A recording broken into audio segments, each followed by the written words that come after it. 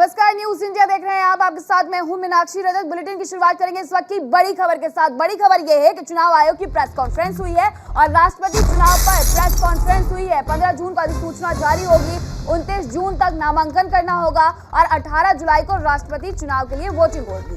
राष्ट्रपति कोविंद का कार्यकाल जो है वो 24 जुलाई तक है और ऐसे में आपको बताते हैं कि राज्यसभा और लोकसभा के सांसद वोटर होंगे। संसद भवन और विधानसभा में ये वोटिंग होगी। वोटिंग में अपनी पसंद 1, 2, 3 नंबर से बतानी होगी। वोटिंग स्टेशन की लिस्ट जारी की गई है। नॉमिनेशन पेपर में 50 प्रस्तावक जरूरी बताए गए हैं। साथ ही उम्मीदवार खुद या प्रस्तावक के जरिए करा सकते हैं। राष्ट्रपति चुनाव में कुल 8,409 वोटर हैं और सांसद के एक वोट की वैल्यू जो है 5,43,200 होगी।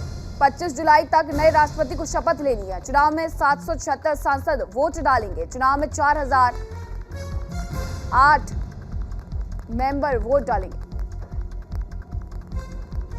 तो आपको बता दें कि आज मुख्य चुनाव आयुक्त राजीव कुमार ने ये प्रेस कॉन्फ्रेंस की है और उन्होंने बताया है कि किस तरीके से यहां पर वोटिंग की जो प्रक्रिया है वो आगे बढ़ेगी। 15 जून अधिसूचना जारी होगी, 29 जून वो तारीख होगी यानी जिस दिन आप नॉमिनेशन कर सकते हैं। अंतिम दिन होगा नॉमिनेशन का और उसके बाद 18 जुलाई को वोटिंग होगी और 21 जुलाई को काउंटिंग होगी।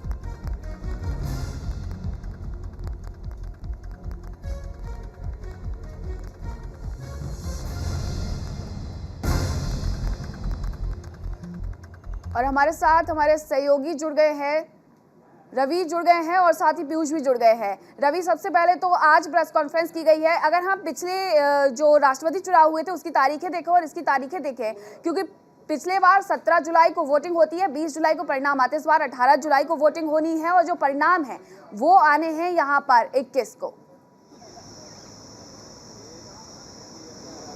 बिल्कुल मीनाक्षी, देखिए अगर चुनाव आयोग की बात करें तो राष्ट्रपति चुनाव को लेकर तौर तरीका अलग होता है। वो अब बिल्कुल ही अलग चुनाव होता है, आम चुनाव से अलग चुनाव होता है। तो ऐसे में चुनाव आयोग अपने तरीके अपनाता है, चुनाव आयोग समय सारणी तय करता है और चुनाव आयोग अपने तरीके से चुनाव कराता है। सबसे अलग बात इस चुनाव में होगा क्योंकि ये जो राष्ट्रपति का चुनाव होने वाला है कोरोना पीरियड में होने वाला है। तो चुनाव आयोग की तरफ से भी कहा गया है कि जितने भी मतदाता होंगे वो कहीं ना कहीं कोरोना प्रोटोकॉल के पालन में रहेंगे, कोरोना के जो नियम कानून है उसे पालन करेंगे। उम्मीदवारों की अगर बात करें तो देखिए पिछले बार रामनाथ कोविंद थे एक तरफ, तो दूसरी तरफ मीरा कुमार थे विपक्ष का चेहरा। अब जो फिलहाल स्थिति ये बनी हुई है कि विपक्ष अपने चेहरे को तलाशने में जुटा हुआ है। कांग्रेस पार्टी की तरफ से ये कहा गया और विपक्ष की तरफ से लगातार कहा जा रहा है कि वो भी अपना उम्मीदवार उतारेंगे, यानी कि बीजेपी एनडीए को खुला मौका नहीं देंगे। तो विपक्ष का भी एक चेहरा होगा। अब लामबंदी की जो कवायद है वो शुरू हो चुकी है विपक्ष की तरफ से, यूपीए की तरफ से, और महत्वपूर्ण जो निर्णय जो है वो दो पार्टियों के हाथ में है, वो बीजेडी है और वाईएसआर कांग्रेस है। अब देखना होगा कि बीजेडी और वाईएसआर कांग्रेस जो है वो किसके पाले में जाता है, एनडीए की तरफ उनका पाला रहता है या फिर यूपीए जो साझा विपक्ष होगा उसके तरफ उनका पाला होगा। पिछले चुनावों की अगर बात करें तो बीजेडी बीजू जनता दल और वाईएसआर कांग्रेस दोनों जो है एनडीए की तरफ था। इस बार कोशिश हो गई कांग्रेस पार्टी की भी और साझा विपक्ष की भी कि एक साथ आएँ और एक अपना प्रत्याशी दें और उसे समर्थन हासिल करा पाएँ। तो चुनाव बहुत ही इस बार दिलचस्प होने वाला है और देखना होगा कि सामूहिक जो पूरा एक विपक्ष है वो एक साथ आता है, कांग्रेस पार्टी लामबंदी कर पाती है या फिर नहीं कर पाती है। पर निर्णय कहीं ना कहीं बीजेडी की संख्या और वाईएसआर की संख्या के ऊपर डिपेंड करता है कि ये दोनों दल जो है किस तरफ करवट लेते हैं और किस प्रत्याशी को अपना समर्थन देते हैं। प्रत्याशी के ऊपर भी बहुत कुछ मायने रखता है कि प्रत्याशी कौन होता है, विपक्ष किस प्रत्याशी के ऊपर जो है मुहर लगाता है और एनडीए का प्रत्याशी कौन होता है। तो इन दोनों चीज़ों को देखते हुए जो राजनीतिक दल होते हैं वो फैसला लेते हैं। तो प्रत्याशी चयन की प्रक्रिया आप कहीं ना कहीं शुरू हो जाएगी। विपक्ष की तरफ से भी कांग्रेस भी कोशिश करेगी तमाम विपक्षी दलों को लामबंद। रवि, अब जब ऐसे में तारीखों का ऐलान हो गया है तो अब इस बात पर पूरा फोकस होने वाला है कि आखिरकार किसकी तरफ से कौन उम्मीदवार। पीयूष का रुख कर लेते हैं। पीयूष, अगर उम्मीदवारों का हम बात करते हैं यहाँ पर तो किसे एनडीए उतार सकती है, यूपीए उतार सकती है, क्योंकि लगातार नाम जो आया है वो ये आया कि विपक्ष के उम्मीदवार जो हो सकते हैं वो मुख्यमंत्री नीतीश कुमार हो सकते हैं। हालांकि उनकी पार्टी की तरफ से साफ इनकार किया जाता रहा है, लेकिन दूसरी तरफ नीतीश कुमार भी ये कहते हैं अगर जाने का मौका मिलेगा तो क्यों नहीं।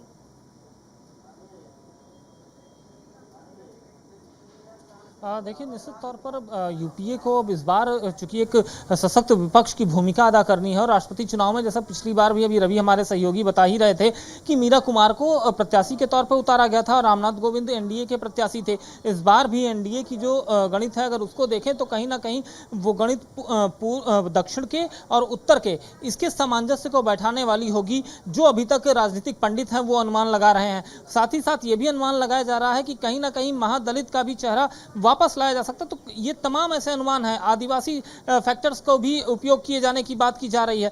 तो अब देखने वाली बात ये होगी कि भारतीय जनता पार्टी अपने पत्ते कब खोलती है और भारतीय जनता पार्टी अपने पत्ते खोले उसके पहले विपक्ष कौन सा ऐसा दमदार चेहरा लाके खड़ा करता है जिससे भारतीय जनता पार्टी को अपने दमदार चेहरे को वहां पर खड़ा करना पड़े। क्योंकि उस चेहरे के मुकाबले ये जो चुनाव है, एक बात रवि बहुत सही कह रहे थे कि ये चुनाव बिल्कुल अलग तरह से चुनाव होता है। यहाँ कई बार चेहरों पर, चूंकि कई सहयोगी घटक आपके होते हैं, वो चेहरों पर चले जाते हैं और दूसरे पक्ष में जाकर वोट कर लेते हैं। तो ऐसे में अपने घटक तो ठीक है, लेकिन सहयोगी घटकों के लिए जो चेहरा कॉमन रहे, जिस चेहरे पर वो आपके पास आपके पाले में आ सके, उस चेहरे को चुनना दोनों पार्टियों की प्राथमिकता होगी। बिल्कुल रवि, यहाँ पर प्रेस कॉन्फ्रेंस में एक नई बात और निकल के सामने आई है कि इस बार जो बैलेट पेपर मिलेगा उसको चुनने के लिए 1, 2, 3 जो प्रत्याशी चुने जाएंगे उसके लिए विशेष तरीके की इंक का इस्तेमाल यहाँ पर होगा। इसको लेकर के कुछ अपडेट? बिल्कुल, देखिए विशेष तरह की इंक की बात है और विशेष कलम की बात है। साफ तौर पे चुनाव आयोग ने कहा है कि इस बार जो है कलम भी चुनाव आयोग की तरफ से जारी किया जाएगा, यानी कि जो मतदाता होंगे उन्हें चुनाव आयोग अपना कलम देगा। तो तमाम जो प्रोटोकॉल हैं उसे पालन करना पड़ेगा इस पूरे प्रक्रिया में, और बिल्कुल अलग होता है राष्ट्रपति का चुनाव। इसमें सांसदों की एक अलग भूमिका होती है, विधायकों की संख्या की अलग भूमिका होती है, सभी के अपने अपने पावर डिवाइड हैं। तो ऐसे में जो तमाम प्रोटोकॉल है वो चुनाव आयोग की कोशिश रहेगी कि उस पूरे प्रोटोकॉल को तमाम मतदाताओं को फॉलो कराया जाए और निष्पक्ष रूप से चुनाव कराया जाए। सबसे जो बड़ी भूमिका होती है इस पूरे चुनावी प्रक्रिया में वो चुनाव आयोग की होती है, उनके अधिकारियों की होती है, रिटर्निंग ऑफिसर्स की भूमिका होती है। तो उन तमाम चीज़ों को देखते हुए चुनाव आयोग ने आज प्रेस कॉन्फ्रेंस करके तारीखों का ऐलान कर दिया है। अब देखना होगा कि जो तमाम राजनीतिक दल हैं, राजनीतिक पंडित हैं, वो क्या सोचते हैं और उम्मीदवारों को लेकर मंथन शुरू हो जाएगा। क्योंकि अभी देखिए समय भी ज़्यादा नहीं बचा है, तकरीबन 1 महीने से कम का समय, जब पूरी प्रक्रिया ये पूरी हो जाएगी तो ऐसे में जो प्रत्याशी चयन है वो भी तमाम राजनीतिक दल जो है वो शुरू कर देंगे। फिलहाल अगर कांग्रेस पार्टी की बात पिछले 45 साल से 25 जुलाई वही डेट रही है जब यहाँ पर राष्ट्रपति पद की शपथ का कार्यक्रम होता है। बहुत शुक्रिया रवि और पीयूष आप दोनों का तमाम जानकारी के लिए। और अब बात करेंगे कानपुर हिंसा की।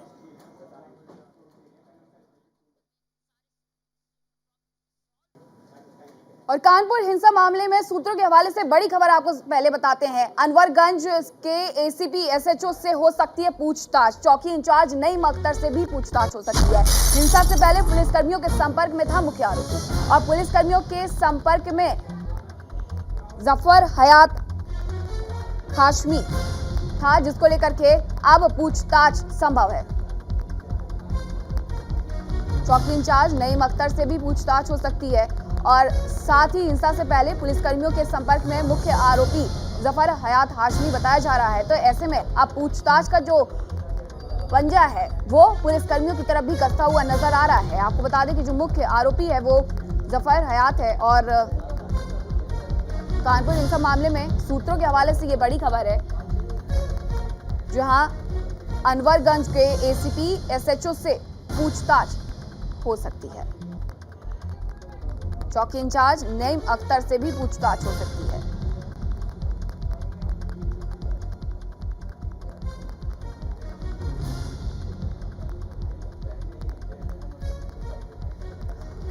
और अधिक जानकारी के साथ मेरे सहयोगी राहुल भदौरिया कानपुर से फोन लाइन पर मौजूद हैं। राहुल, जिस तरीके से जांच की आज आगे बढ़ती जा रही है, ऐसे में अब ये आज पुलिसकर्मियों तक भी पहुंच गई है।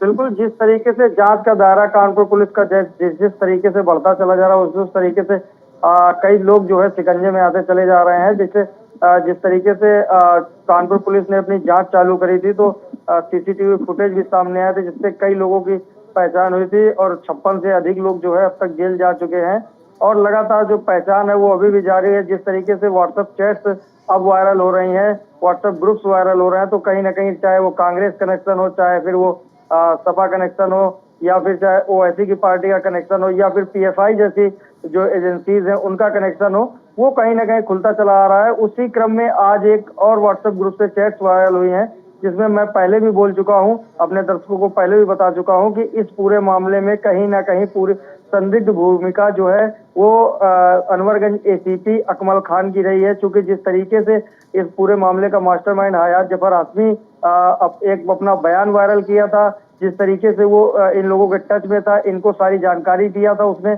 कि मैं इस तारीख को इस तरीके का काम करने वाला हूं। और जब शहर में इस 4 जो है वीआईपी थे, तो कहीं ना कहीं प्रशासन को मुस्तैदी दिखानी चाहिए थी, लेकिन कहीं ना कहीं जो एसीपी अनवरगंज है उनकी लापरवाही बड़ी सामने आई है और वो लगातार जी, जिस तरीके से ये जांच आगे बढ़ती जा रही है, व्हाट्सएप चैट का, व्हाट्सएप ग्रुप का यहाँ पर जिक्र भी लगातार बढ़ते जा रहा है। और ऐसे में जब एक और नया खुलासा होता है, सपा के जो विधायक है उनसे भी इस ग्रुप में होने की बात सामने आती है और अब ये बड़ा खुलासा है। अगर पुलिसकर्मी ही इसमें शरीक होंगे तो आम जनता का रखवाला कौन?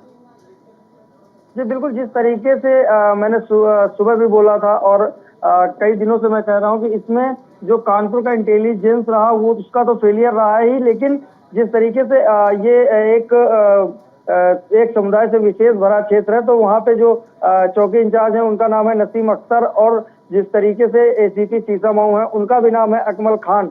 तो ये सारी चीजें अगर जोड़ेंगे तो कहीं ना कहीं ये संदिग्धता की ओर ले जाती हैं। और जिस तरीके से हयात जफर हाशमी इन लोगों के टच में था, इनसे बात करता था, इनको सारी चीजों की जानकारी देता था, तो समय रहते अगर इन्होंने एक्शन ले लिया होता तो शायद आज ये जो हिंसा कानपुर में भड़क रही है ये ना भड़क रही होती, जिसको लेकर आज ये मामला पूरे जांच आगे बढ़ती जाएगी, प्रतिदिन नए खुलासे होते जाएंगे। बहुत शुक्रिया आपका तमाम जानकारी के लिए। और अब आपको वीडियो कॉल के जरिए समझाते हैं मास्टरमाइंड हयात की कुंडली की किस तरीके से पुराने जो मामले हैं वो भी अब खुलने लगे हैं। तो ये समझिए, 2008 मारपीट की धमकी, 2012 चोरी का मामला, 2013 में साजिश रचकर खुदकुशी की कोशिश, 2015 धार्मिक भावनाएं भड़काई। तो इस तरीके से ये जो पूरी कुंडली है जफर हयात की वो ऐसी है कि 2008 हो, 12 हो, 13 हो, 15 हो, इसके पहले भी कई मामले दर्ज हुए हैं और अब कानपुर हिंसा का मुख्य आरोपी है जफर हयात हाशमी।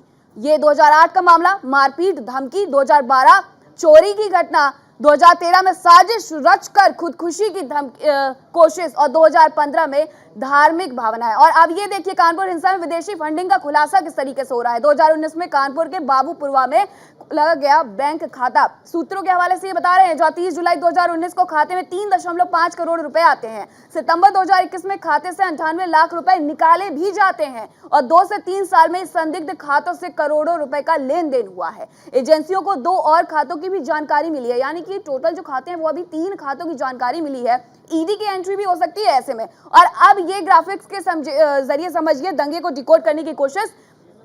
कहा 2019 वो साल जिसमें 3 खातों में 3.54 करोड़ रुपए की राशि भेजी जाती है अलग अलग देशों से सीधे अकाउंट में। ये राशि यहाँ पर भेजी जाती है और ये अलग अलग देशों से आती है। 2019 का ये पूरा मामला जो 3 खातों में 3.54 करोड़ रुपए सीधे अकाउंट में भेजे जाते हैं, अलग अलग देशों से आते हैं। तो इस तरीके से इसको डिकोड करने की कोशिश भी की जा रही है और अब कहा यह जा रहा है कि ईडी की एंट्री होगी और ईडी बताएगा कि आखिरकार कैसे, कहां से, किस किस देश से कितने खाते, जहां यहां पर ये जो पैसे हैं वो आए हैं। साजिश के सबूत, कैमरे में हिंसा कैद होती है, दंगाइयों के पोस्टर सामने आते हैं, हिंसा में पेट्रोल बम, ठेले पर पत्थरबाजी में मदद और व्हाट्सएप चैट। अब इसे एक एक करके आपको समझाते हैं कि कैमरे में इतने सारे वीडियोस यहां पर सामने आए हैं। वीडियो में साफ तौर पर देखा जा सकता है कि किस तरीके से यहां पर हिंसा भड़काई गई। इतना ही नहीं, व्हाट्सएप चैट भी यहां पर लीक हुई। व्हाट्सएप चैट के ग्रुप्स जो थे उसमें एडमिन कौन है और किस तरीके से यहां बाजार बंद के साथ साथ हिंसा भड़काने की कोशिश की जा रही है। वो वीडियो भी सामने आया जिसमें पेट्रोल पंप पर बोतल में पेट्रोल भरवाने के लिए लोग पहुंचे हुए थे।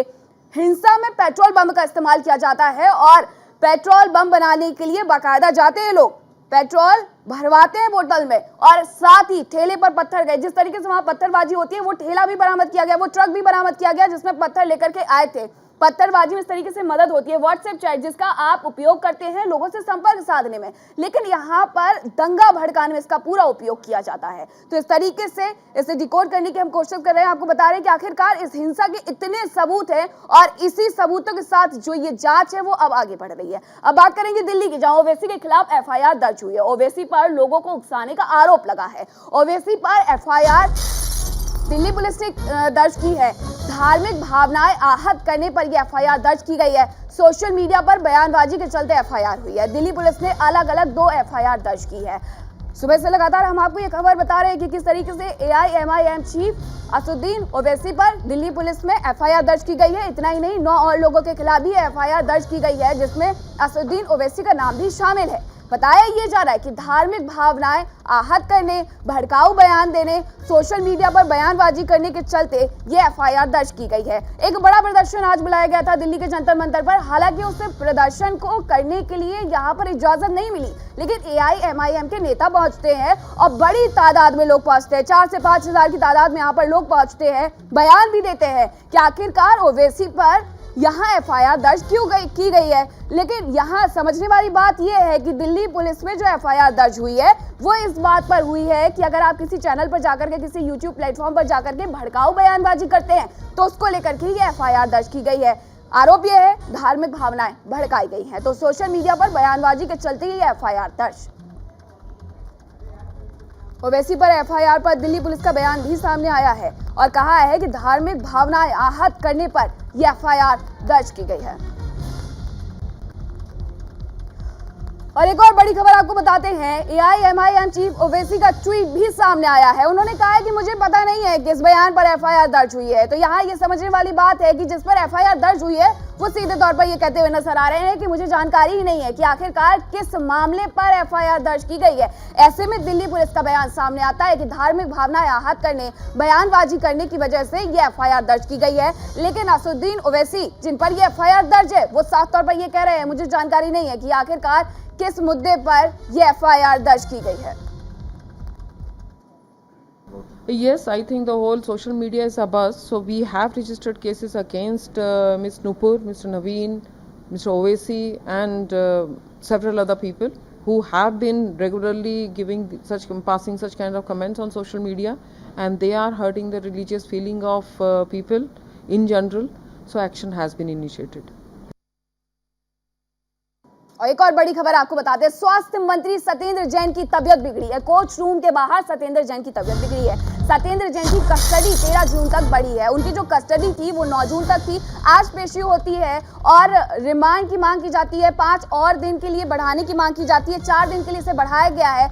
अब 13 जून तक के लिए रिमांड को बढ़ा दिया गया है। कोर्ट रूम से जैसे ही बाहर आते हैं सत्येंद्र जैन की तबियत खराब हो जाती है। सत्येंद्र जैन की तरफ से कोर्ट रूम में आज ये भी कहा गया कि उनसे जो पूछताछ होनी थी संबंधित मामले में वो 5 से 6 घंटे होनी थी, लेकिन पूछताछ हर दिन सिर्फ 2 घंटे हो रही है। सर, जो ये गोल्ड और ये पैसा जो मिला है उससे कनेक्टेड वो सत्येंद्र जैन से नहीं मिला है। कहीं भी आप ये देखेंगे कि गोलमोल बात हुई है, कहीं पर भी ये असर्शन नहीं हुआ कि इनके घर से या इनके यहाँ से कोई इस तरह की चीज प्राप्त हुई। Bail application file, bail application file हो गई है। तो उस पर कब सुनाई है? वो सुनवाई मंडे को होगी। सर, ईडी की तरफ से ये भी सहयोग ना करने का भी आरोप लगाया गया। ये सरासर गलत है। आपके सामने ही था, जैन साहब ने भी कचहरी में बताया कि भाई धीरे धीरे सवाल पूछे जा रहे हैं, 5-5 घंटे लगा रहे हैं, जहाँ 2 घंटे का सवाल 5 घंटे में पूछा जा रहा है। अब सहयोग किसका है किसका नहीं है आप क्या बता सकते हैं। सर, उनकी बीमारी को लेकर भी बात की जा रही है।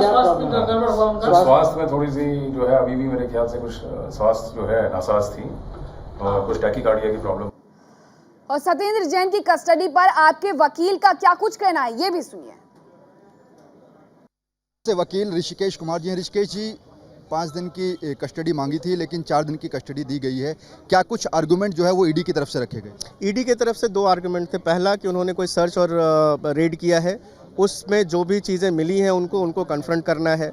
दूसरा उनका ये था कि कुछ विटनेसेस हैं जिनको इनको कन्फ्रंट करना है। हमने उसको पूरा अपोज किया। हमने कहा कि इनकी जो भी सीज़र हुई है वो हमारे यहाँ से नहीं हुई है, जहाँ से ये सीज़र बता रहे हैं वहाँ से हमारा कोई लेना देना नहीं है। और ये जानबूझकर ईडी की कस्टडी को बढ़ाने के लिए इस तरीके से फ्रिवलेस ग्राउंड रख रहे हैं। दोनों पक्षों के बहस सुनने के बाद कोर्ट ने 4 दिन की 5 दिन के बजाय 4 दिन की कस्टडी जो एक्सटेंड करी है और मंडे को फिर दोबारा जो है सत्येंद्र जैन को यहाँ पे पेश किया जाएगा।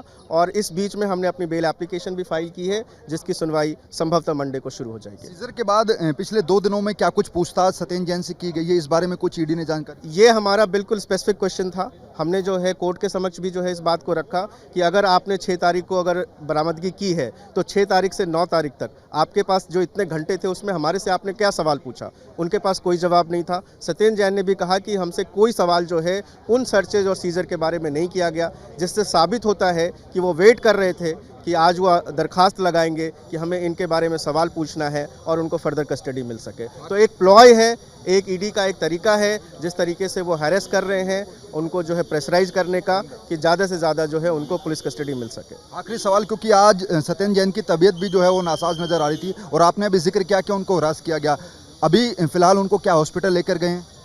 अभी मुझे बताया जा रहा है कि ईडी के अधिकारी अपने साथ ले गए हैं और उनको जो भी मेडिकल असिस्टेंस होगी वो चाहे डॉक्टर बुला के करें या फिर हॉस्पिटल ले जाके, वो क्योंकि ईडी की कस्टडी में है तो उनके ऊपर निर्भर करता है कि वो उनको किस तरीके की मेडिकल असिस्टेंस देते हैं। आम आदमी पार्टी के वकील, तो बिल्कुल आम आदमी पार्टी के वकील ऋषिकेश कुमार, जिन्होंने कहा कि 4 दिन की कस्टडी में भेजा गया है, लेकिन साफ तौर पर उन्होंने एक बात का जिक्र भी किया कि पिछले 2 दिन से पहले जो सीजर किया गया था उसके बाबत जो है कोई सवालात जो है वो सत्येंद्र जैन से नहीं किए गए। फिलहाल सत्येंद्र जैन को सोमवार तक ईडी की कस्टडी में भेजा गया है और फिलहाल उनकी तबीयत भी बिगड़ी है, ऐसे में उनको अस्पताल ले जाया गया है। कैमरा पर्सन राम नरेश के साथ नमित त्यागी, न्यूज़ इंडिया, दिल्ली।